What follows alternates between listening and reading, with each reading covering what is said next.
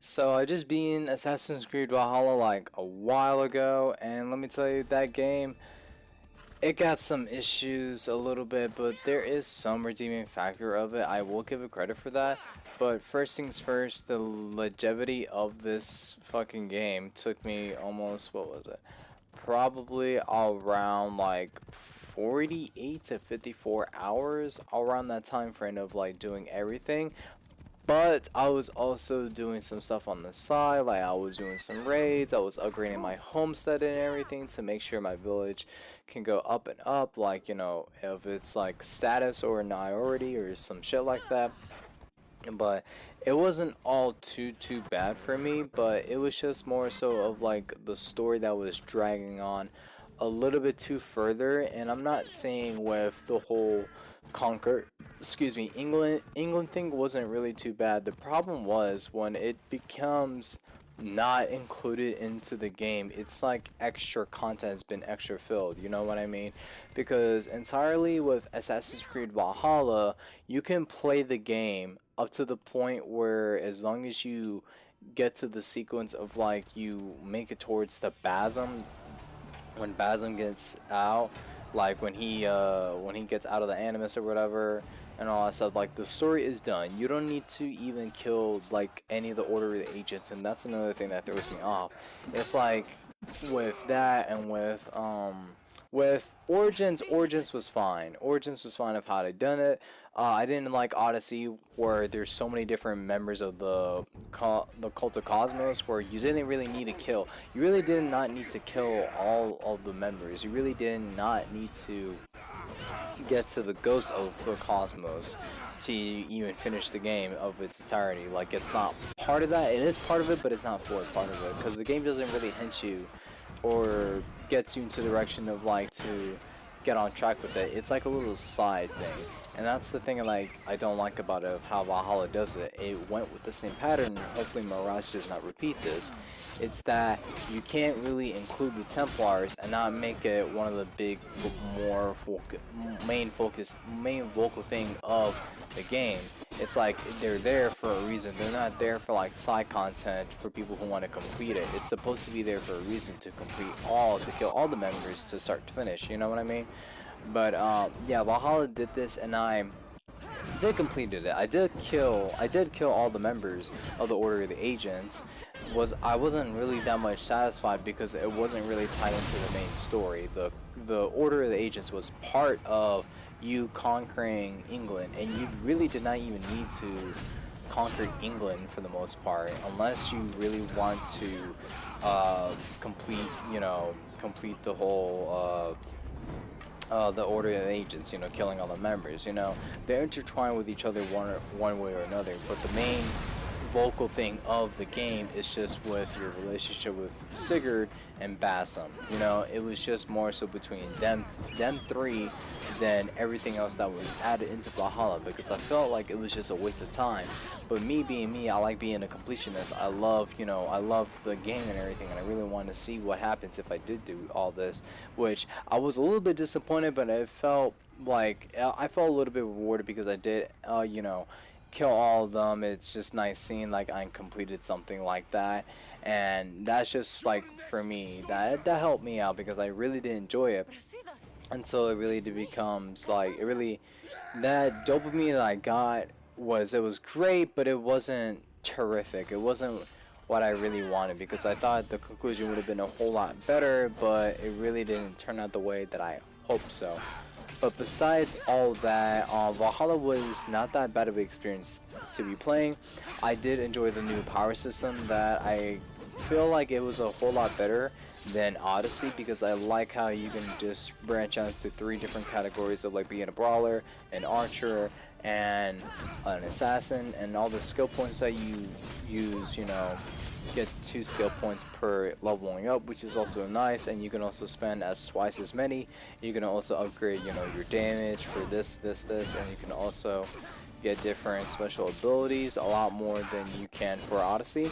So it was pretty cool on that, because I really did enjoy all the different abilities I can do. I know like, if you parry, you can activate like a smoke bomb or whatever, or if the bigger enemies, if they unleash like that red energy around them, you can parry, or you can roll into them, and it'll trigger your character into rolling on top of them and then stabbing them in the gut with the hidden blade. I thought shit was like that, which is pretty cool. It's pretty cool and pretty innovating, and I hope something similar, Mirage does something like that.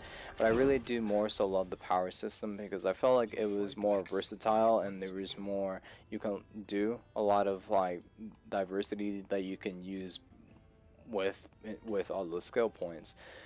I thought they were pretty useful. The rarities and the weapons and everything really didn't matter at all, because I started and finished with just bronze to like silver rating weapons with like the axes or whatever for what I had from the beginning to the game to the end. It wasn't really groundbreaking, so like grinding for better gear wasn't really there for me, because it really did not feel like an incentive for me, because I really did not feel like I needed to grab like the best gear for myself to make sure I survive. No, not really. It's more so of these runes I put in, and then leveling up my character, and then my skill points. So having those rarities of like your cloak, your bow, your axes, your swords, or whatever weapons that you do use to go against your enemies really does not matter at the end of the day.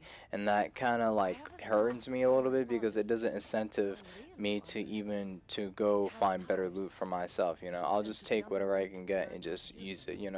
It wasn't in the back of my head to like, oh my gosh, I should get like better gear so I can kill these guys better. Like, no, it really wasn't like that. And how they did with the hidden blade this time around is a whole lot better than what Odyssey and fucking Origins could ever do. And I felt like it's pretty perfect in my opinion. So the new system that they put into it with the hidden blade, which is, okay, if depending on your level, you can instantly kill them, okay? But if they're in a higher level than you, you get this quick time event if you hit this red circle. If they're a higher level than you, then if you try to insta kill them, you'll have this quick time event where if you hit this red circle at a precise time, you can kill them all in one shot. And that's what I really love about that, because now it's just like more so of a skill thing. If you can manage to hit them one time, like hitting the red circles at one time, precisely, then you can like insta kill them, which is pretty cool. Because I felt like that's a little bit more balanced from how Odyssey did it, because I was kind of annoyed that I really want to kill these guys instantly, but the game like thinks of it like I try to kill them like normally. I want to insta kill them, but they think I should just throw my spear, not really insta kill them with my spear type shit. I did enjoy that. If something like that is similar to Mirage, I can welcome it, because it's so much better to leave the hidden blade how it is, to not really tamper with it, because it really does incentivize if you're like in a lower level and you still are an assassin. A blade shouldn't be upgraded, especially for a hidden blade that's meant to, insta-gun one target. So with that in play of how Valhalla did it, I don't mind it being welcome in Mirage, because I felt like it was just balanced like that. If you can't hit the target at a precise time, then that's your fault, type deal. But a hidden blade should always be a hidden blade, and insta-gun regardless of how it's done, by my opinion. But England, pretty cool. Love the environment, love the settings, love the different cities that you get to explore to ally yourself with different parts of it. The mini subplot stories that they had on here to forge alliances was pretty good. Some of them were pretty good, and some of them were like kind of mind-blowing just a little bit, but nonetheless it was a really good experience for myself. Like, I actually did care about this story, but like after like at some point I just got really bored of it, because it really didn't gravitate me to start to finish as it's originally intended to. And I'm pretty sure only like, I don't know, like like a very low percentage, and that's the thing with Valhalla. It's not the popular one at all. It really has like a really low percentage of people who actually completed it of its entirety, and me, I'm one of them, sadly.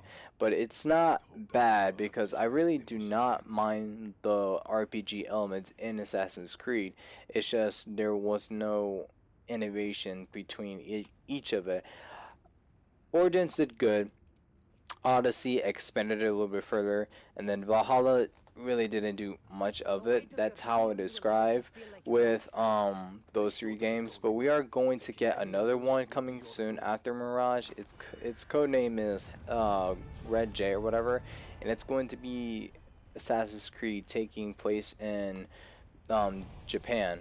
So we're gonna have a ninja assassin, which is going to be so fucking dope because I feel like that's what everybody, especially myself, wanted to see like this whole entire time. Like assassin in fucking Japan, which is already cool enough because you know Japan has ninjas and shit and like its weapons and everything. So being an assassin in Japan, like a ninja assassin in Japan, I can think of so many gameplay opportunities that they can bring in, and it's going to be an RPG style, which I don't mind it because I feel like it can work that way in an open world too. Woo! Say fucking less. But anyways, guys, that's just my personal thoughts with Valhalla. You know, hopefully the next iteration of RPG Assassin's type style will be a whole lot better than this because there really wasn't no creativity going into this game. I mean, there is to some elements, but not entirely to make it stand out to being one of the best because, you know, I feel like mostly in the community, they're mostly just talking about either Origins or Odyssey and not really giving too much love of Valhalla because it does deserve some bits of love, but not entirely love, which I do understand for some people, especially with its longevity of the game's runtime, which I guess it really didn't cultivate everybody to even finish the story, you know, and that's fine. But anyways, guys, I would like to know your thoughts and opinions about Assassin's Creed Valhalla, if you enjoyed it or not, if you love the gameplay or not, what are some things you like about it, dislike about it. I want to know all that down below in the comment section. But anyways, guys, thank you guys for attending this video, listening to my thoughts and opinions. Have a wonderful morning, night, day, evening, whatever the occasion is, and all that good stuff. But anyways, guys, my name is Fedego239, and I'll see you guys in the next one. Bye. Peace.